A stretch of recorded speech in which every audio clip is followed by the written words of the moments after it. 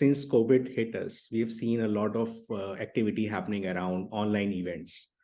But with time passing, we have now reached an era of Zoom fatigue, right?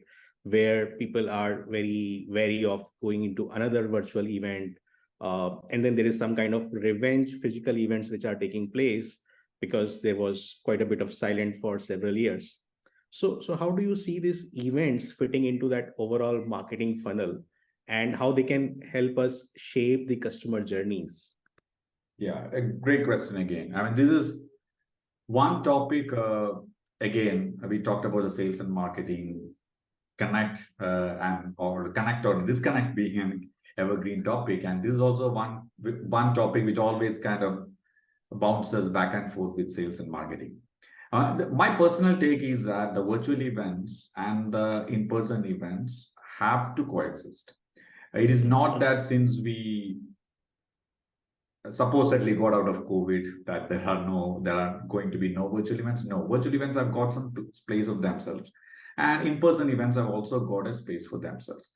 You rightly put it, the revenge physical events, people are coming to the events. We can see very conspicuous uptick in terms of registration to attendee percentages, and it's not just with what I personally experience, but when I speak to my peers, I'm hearing that. Having said that, I'm not very sure next year that will continue, because that may taper off. Zoom fatigue, you clearly put it, less percentage of people coming to the virtual events or these webinars for sure. But I see that that's kind of settling into a pre-2019 number. So probably we get that, but it's kind of settling in. During the 2020, it kind of went up. Then now it is settling back to a pre-pandemic time frame. So which is also normal. And now coming from, you talked about the customer journey perspective, right? So a couple of points for me to share here is, people always, and at least when I speak to a lot of my colleagues in sales and sometimes in marketing also, people always think of events as only from an awareness perspective. The trouble with this awareness is that, when do we say someone is aware? Is it when that person hangs on to that Zoom webinar for 12 minutes in a 60-minute conversation? Or is it when that person comes to your event and stays for 2 sessions and then goes away? So it's a bit of gray thing. I mean, I personally don't have any like silver bullets to answer this. When do we say that the person is aware? Is that like, do I kind of quiz that person? If he answers 3 out of 5, then I say that, hey, he's aware of my products. Fantastic. The second factor is, the events are costly. In-person events, I'm talking about in-person events, are costly. So we cannot just stop all these virtual events and say, hey, let's do these in-person events.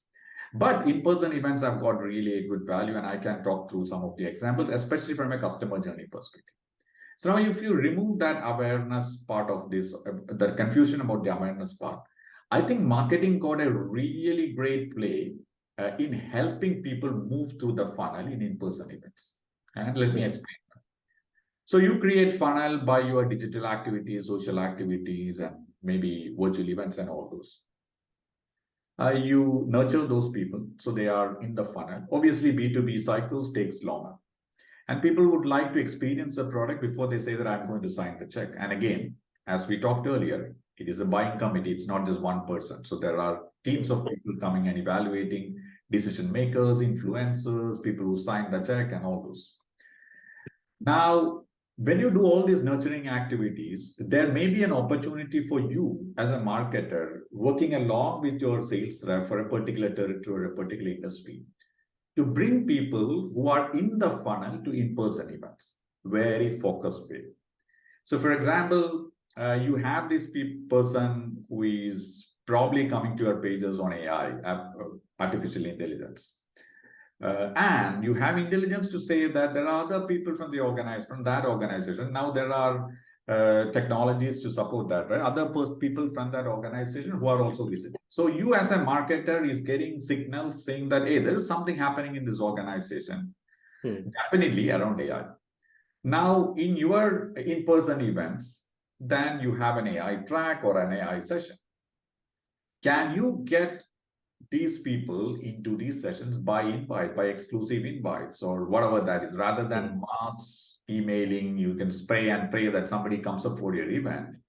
Can you get these people specifically to probably some of the demos where people can experience what is the software solution about, listen to some of your other customers who are talking about how they used your products and solutions to gain efficiencies or probably implement solutions. So in that way, I think there are two things which could happen. One is you could potentially increase the funnel because they come and get exposed to that. Hey, I see that this customer A has done this. And actually customer A, in addition to doing this, he has also done that. So that may actually get a couple of more things into that funnel. Second one, it's a great tool for you to accelerate and cut down that sales cycle. Say you 8 people decision making, 9 people decision making, you are actually digitally reaching out to them. Yes, it is good, different messaging and all those. But if you get those 8, 9 people onto that particular event, together they evaluate the situation, and together they consistently experience the product and then go back. I think that is going to accelerate a lot of these conversations. Again, this is a place where sales and marketing can work really closely together of getting the right people to the event, either to progress them or to increase the funnel, expose them to probably your upsell products, expose them to your customers, talk to the customers at the venue. Because in most cases, people come and spend some time dedicatedly at the venue. They are not jumping windows. When I say windows on your screen, when you're doing online webinars, of course, you kind of toggle around with your couple of windows at least. So here you can get a lot of dedicated attention and use that wisely to progress some of these leads. And this is a newer area. This is a newer muscle for marketing, at least from my understanding. We do smaller events sometimes to get curated audiences to talk to each other, open up, which is also good. Especially with account-based marketing, these kinds of in-person events could be a really great platforms to bring that particular team, account-based marketing, the client account-based marketing, where you're doing account-based marketing, and then have some discussions on the sidelines. So when every company now, B2B company now talks about ABM or account-based marketing. So use these events to do this and accelerate some of the journeys. Also, the potential for you to do smaller curated events at some of the client places is also getting high. And I can see that happening at least in India, where you are a software vendor or a partner working with a particular client. Then they are already users, they're probably annual subscribers to your product. And then your intention is to drive more usage of adjacent products or more usage of the same product. I think when our revenue models are getting into more subscription-based, I think this is a new muscle that marketing has to bring in terms of driving usage. Earlier, it was this lead generation, demand generation. But now it's not just demand generation, but to drive usage also. Because how do you make sure that the subscriber who signed on to my company's product is going to be there next year also? What's the role you can play? And how it happens is because you drive usage and the software becomes very critical for the organization to have and to renew and to work on continuously with newer and newer people using the tool. So these are some of my thought process on events and how events could change potentially in this after COVID. Yeah, that's a very interesting way to look at events, right? One is you really don't have to look at events as something very big and dinner and drinks kind of an event.